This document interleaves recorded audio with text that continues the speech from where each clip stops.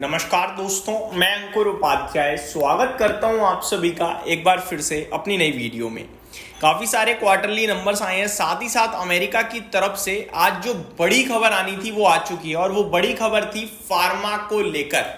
आप सभी ने नोटिस किया होगा कि आज बाजार में तो बहुत ही दमदार तेजी थी, बहुत ही शानदार एक्शन था, लेकिन फार्मा इंडेक्स एकमात्र ऐसा इंडेक्स था जो लाल निशान में था।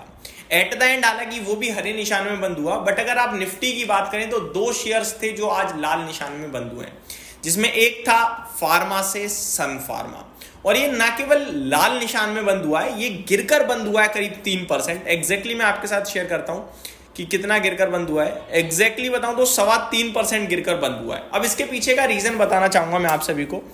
जो भारत की फार्मा कंपनीज हैं, मेनली सिप्ला हो गया, ग्लैंड फार्मा हो गया या बायोकॉन जैसी कुछ कंपनियां, इनका बड़े लेवल पे बिजनेस, सन फार्मा हो गई, इनका बड़े लेवल पे बिजनेस जो है ना वो अमेरिका में है।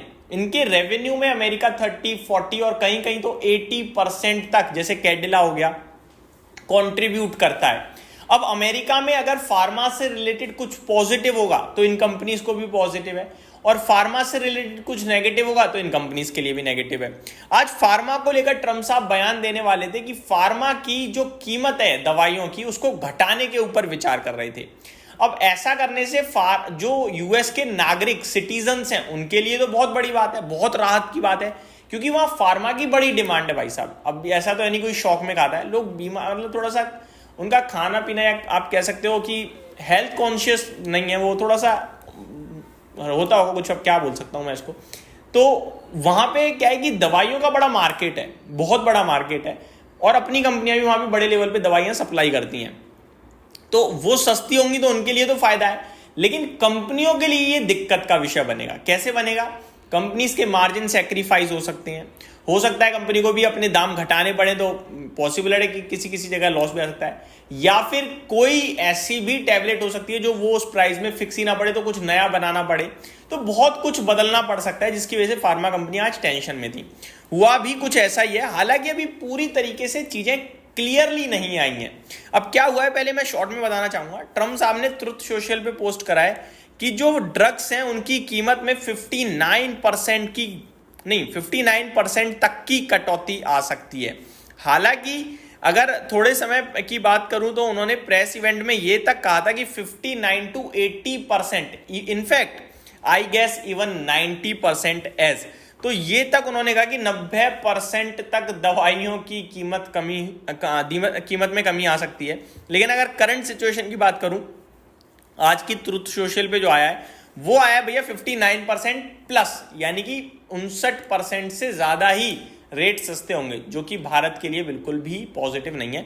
लेकिन अभी कैसे हैं, कब हैं, किस पे नहीं है, इन सबको अनक्लियर रखा है। ये जब चीजें और क्लियरिटी के साथ आएंगी तो ज्यादा शेयर करने में मजा आएगा। तो ये तो गई आपके लिए फार्मा से रिलेटेड बात। अब आ जाते हैं कुछ स्टॉक्स जिनके नंबर आते हुए दिखे। बड़े नामों में टाटा स्टील है दोस्तों, जिसके रिजल्ट्स आए हैं, शेयर करना इंपॉर्टेंट है। तो टाटा स्टील के साथ ही शुरुआत करना चाहूंगा, जिसके नंबर्स आज आते हुए दिखे। लगभग 7:15 बजे नंबर्स आए थे। कंसोलिडेटेड नेट प्रॉफिट कंपनी का 1300 करोड़ पे आता हुआ दिख रहा है, और अनुमान 1100 करोड़ का था, तो एस्टिमेट को बीट करा है, बेहतरीन नंबर।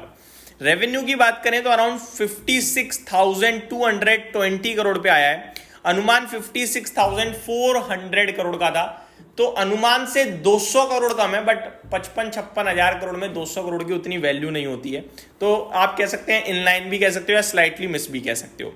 मार्जिन 11.67% पे आए हैं, जिसमें अनुमान 11.4% का था, तो बीट्स एस्टिमेट। कामकाजी मुनाफा 6,560 करोड़ पे आता हुआ दिख रहा है, 6,437 करोड़ का अनुमान था।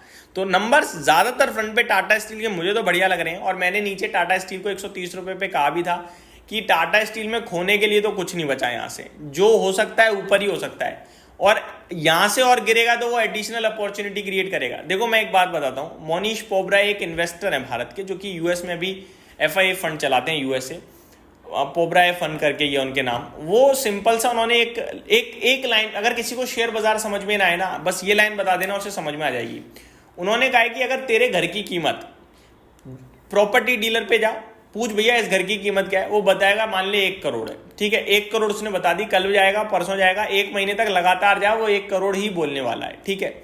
अगर वही घर को शेयर बाजार में लिस्ट कर देगा तो वो अभी 1 करोड़ ट्रेड कर रहा है, अगले ही मिनट 99 लाख ट्रेड करेगा, और हो सकता है अगले ही मिनट 1 करोड़ 1 लाख ट्रेड करे, क्योंकि वहां खरीद बेच चल रहा है। लेकिन तेरे को पता है तेरे घर की कीमत 1 करोड़ है।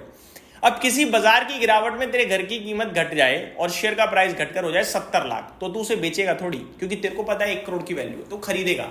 तो यही मैंने आपके साथ शेयर किया था कि भैया एक्चुअली में टाटा स्टील 120-25 रुपए में खोने के लिए कुछ नहीं बच रहा।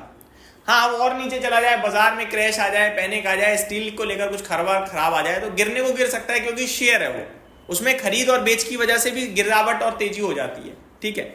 आज 6% बढ़ा है, कोई फाइनेंशियल तो नहीं बदला होगा, किस लिए बढ़ा, क्योंकि बाजार बढ़ा और बाइंग बनी। तो शेयर बाजार में सारी चीजें चलती हैं। लेकिन वैल्यू अच्छी थी, 150-80 तक के टारगेट दिखते थे, 180 तक का मेरा व्यू था, और वो अभी भी व्यू कायम है। नंबर्स ठीक लग रहे हैं मुझे, अच्छे ही हैं।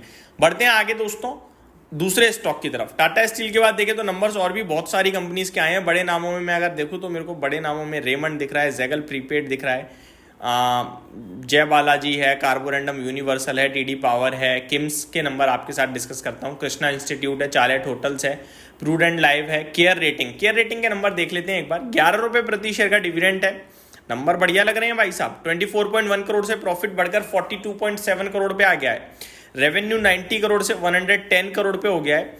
मार्जिन 32.2% से 43.2%, एंड कामकाजी मुनाफा 29 करोड़ से बढ़कर 47.4 करोड़ पे आता हुआ दिख रहा है। 11 रुपए का डिविडेंड, तो केयर रेटिंग बेहतरीन नंबर लग रहे हैं मुझे तो। जेएम फाइनेंशियल के 2 रुपये 70 पैसे का डिविडेंड, घाटे से मुनाफे में आ गई है कंपनी 229 करोड़ के सामने 210 करोड़ का प्रॉफिट है। हालांकि quarter on quarter almost similar रहा है, 209 करोड़ से 210 करोड़। एंड रेवेन्यू की गिरावट है, रेवेन्यू में 1261 करोड़ से रेवेन्यू घटकर 1000 करोड़ पे आ गया है। मिलो जिन्हें नंबर कहेंगे हम। सियाराम सिल्क मिल्क और केवल किरण क्लोथिंग, 2 टेक्सटाइल कंपनियां, इनके भी रिजल्ट्स आज आए हैं। ऊपर से देखें तो नंबर्स में सियाराम सिल्क मिल्क ने प्रॉफिट बढ़ा है, मार्जिन में 120 बेसिस पॉइंट की गिरावट है, बाकी कामकाजी मुनाफा भी ऊपर आया, 5 रुपये का डिविडेंड है, आप ठीक नंबर कह सकते हो।